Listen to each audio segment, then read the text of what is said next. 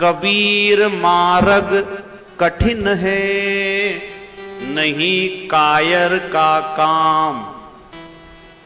राह चले कोई शूरमा, या आठों पहर संग्राम।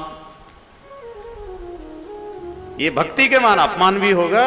अपने वाले ही मीराबाई को जहर पिलाया है, हमको जहर तो नहीं पिलाएंगे पर जहर जैसा बोलेंगे जरूर।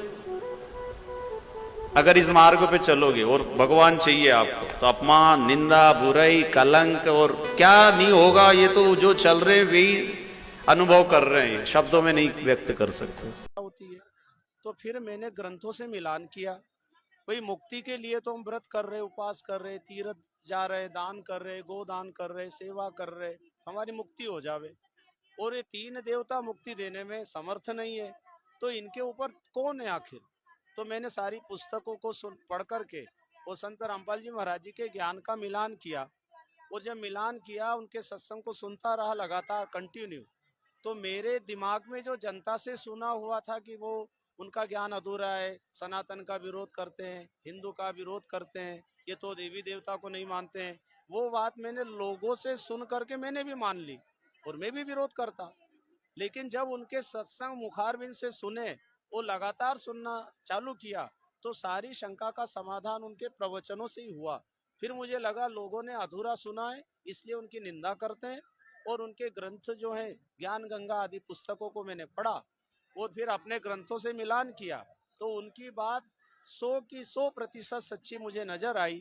इसलिए मैंने उनके ज्ञान को स्वीकार किया। तो सबसे पहले वचन उनका यही था कि तीन गुणों की भक्ति में यो भूल पड़ियो संसार, कहे कबीर निज नाम बिना कैसे उतरे पार। तो भव सागर से पार होने के लिए जीवन मिला है। और कबीर साहब का जो ज्ञान रामपाल जी महाराज जी ने बताया, इसके पहले कभी किसी से नहीं सुना था। इसलिए दास के मन में आया कि इनका पूरा ज्ञान सुन करके उस सत्य को स्वीकार करना चाहिए, जो अभी तक मुझे किसी संत के द्वारा सुनने को नहीं मिला। तो मैंने फिर संत रामपाल जी महाराज जी के सत्संग को सुना, उसका मेरे जीवन पर बहुत असर पड़ा और आज पहले से ज़्यादा मैं बहुत खुश हूँ। और पूरे परिवार उससे जुड़े हुए हैं। और सभी से यही मेरा निवेदन है, अनमोल जीवन है, संत रामपाल जी महाराज जी का ज्ञान सच्चा है, उसको सुनने में निष्ठा रखें, विश्वास रखें, एक दिन आप खुद इसे स्वीकार करेंगे।